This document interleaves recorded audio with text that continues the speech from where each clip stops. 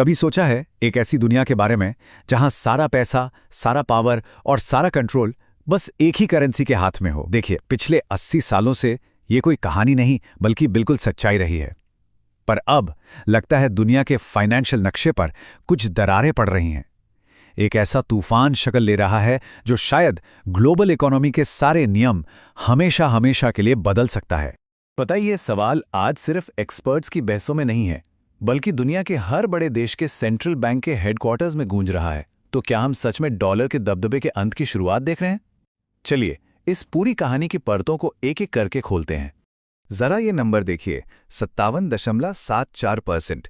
यह है दुनिया भर के देशों के फॉरेन रिजर्व्स में अमेरिकी डॉलर का हिस्सा। सुनने में शायद ये बहुत ज्यादा लगे, लेकिन असल में ये पिछले 20 सालों का सबसे निचला स्तर है। और ये सिर्फ एक आंकड़ा नहीं है, ये इस बात का पहला और सबसे बड़ा संकेत है कि दुनिया की आर्थिक प्लेटें खिसक रही हैं। तो आखिर हो क्या रहा है? दुनिया भर के सेंट्रल बैंक, जिसमें हमारा रिजर्व बैंक ऑफ इंडिया भी शामिल है, धीरे धीरे डॉलर से अपनी निर्भरता कम कर रहे हैं और इसकी जगह वो एक ऐसी चीज जमा कर रहे हैं जो हजारों सालों से भरोसे और दौलत का सबसे बड़ा सिंबल रही है, सोना। और ये कोई छोटी मोटी शॉपिंग नहीं है। जब दुनिया की सबसे पावरफुल फाइनेंशियल संस्थाएं एक साथ एक ही दिशा में भागने लगें तो सवाल तो उठता है, आखिर क्यों? वो किस आने वाले खतरे की तैयारी कर रहे हैं? इस रहस्य के पीछे एक ही शब्द है जिसने दुनिया भर के देशों में एक डर पैदा कर दिया है: कंट्रोल। देखिए, इस पूरे बदलाव की सबसे बड़ी वजह है डॉलर का वेपनाइजेशन। मतलब अमेरिकी सरकार का डॉलर को अपनी विदेश नीति का एक आर्थिक हथियार बना लेना। और यही वो चिंगारी है जिसने डी डॉलराइजेशन की इस आग को हवा दी है। चलिए इस स्लाइड पर एक नजर डालते हैं। 1971 में अमेरिका ने डॉलर का सोने से लिंक तोड़ दिया। मतलब इसकी कीमत अब सोने से नहीं बल्कि सिर्फ अमेरिकी सरकार पर दुनिया के भरोसे से तय होती है। फिर 2012 में ईरान को ग्लोबल पेमेंट सिस्टम स्विफ्ट से ही बाहर कर दिया गया। और 2022 में जो हुआ वो इस कहानी का सबसे बड़ा टर्निंग पॉइंट था। अमेरिका ने रूस के $300 बिलियन के फॉरेन रिजर्व्स को फ्रीज कर दिया। रूसी राष्ट्रपति का ये जो बयान है ना, ये सिर्फ एक देश की भावना नहीं है, ये उस डर और मजबूरी को दिखाता है जो आज दुनिया के कई देश महसूस कर रहे हैं। उन्हें लग रहा है कि डॉलर पर उनकी निर्भरता ही उनकी सबसे बड़ी कमजोरी है और अब उनके पास दूसरे रास्ते खोजने के सिवा कोई चारा नहीं बचा है।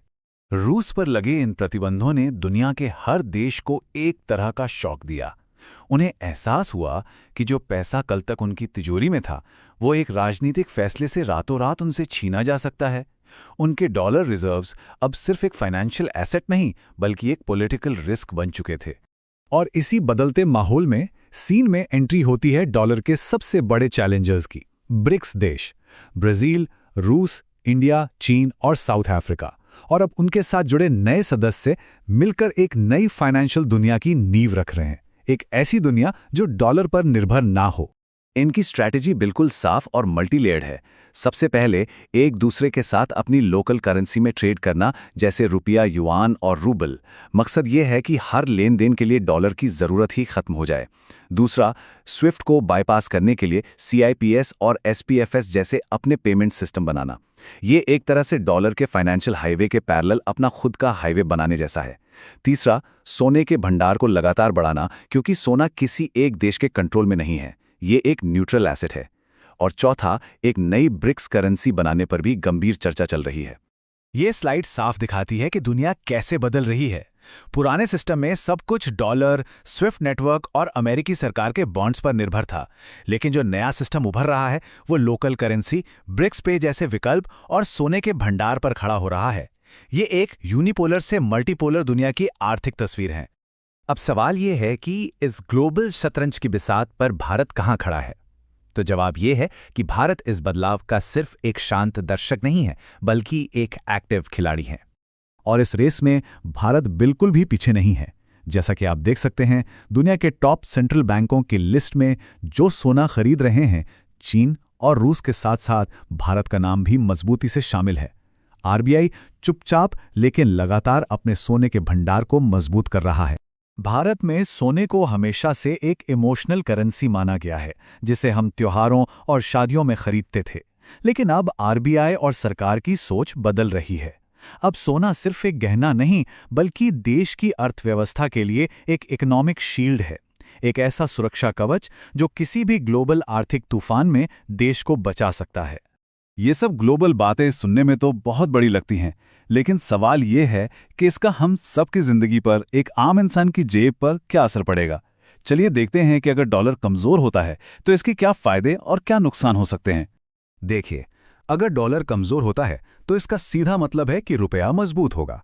इससे हमारे लिए पेट्रोल और दूसरे इंपोर्टेड सामान जैसे इलेक्ट्रॉनिक्स वगैरह सस्ते हो सकते हैं। लेकिन सिक्के का दूसरा पहलू भी है। भारत का आईटी सेक्टर और दूसरे एक्सपोर्टर्स जो अपनी कमाई डॉलर में करते हैं, रुपये में बदलने पर उनकी कमाई घट सकती है। वहीं विदेश में पढ़ना या घूमना थोड़ा सस्ता हो सकता है, क्योंकि अब $1 खरीदने के लिए कम रुपये देने होंगे। तो सबसे ज़रूरी बात यह है कि डॉलर का साम्राज्य एक दिन में ढहने नहीं वाला है। इसके फायदे और दुनिया भर में इसकी पकड़ बहुत गहरी है। लेकिन ये भी उतना ही बड़ा सच है कि दुनिया अब किसी एक राजा के भरोसे नहीं रहना चाहती। ये एक ऐतिहासिक बदलाव है जो धीरे धीरे लेकिन निश्चित रूप से हो रहा है। ये एक ऐसा सवाल है जिसका जवाब भविष्य में ही छिपा है। क्या हमारे पास कई ग्लोबल करेंसियां होंगी? क्या सोना फिर से अपनी पुरानी जगह लेगा, या फिर डिजिटल करेंसी एक नया दौर शुरू करेंगी? ये सोचना बड़ा दिलचस्प है कि आने वाले समय में हम सबके बटुए में आखिर होगा क्या। अगर आपको ये जानकारी दिलचस्प लगी तो चैनल को सब्सक्राइब करें, इस वीडियो को लाइक करें और कमेंट में अपना ओपिनियन जरूर बताएं। हम आपके विचारों का इंतजार करेंगे।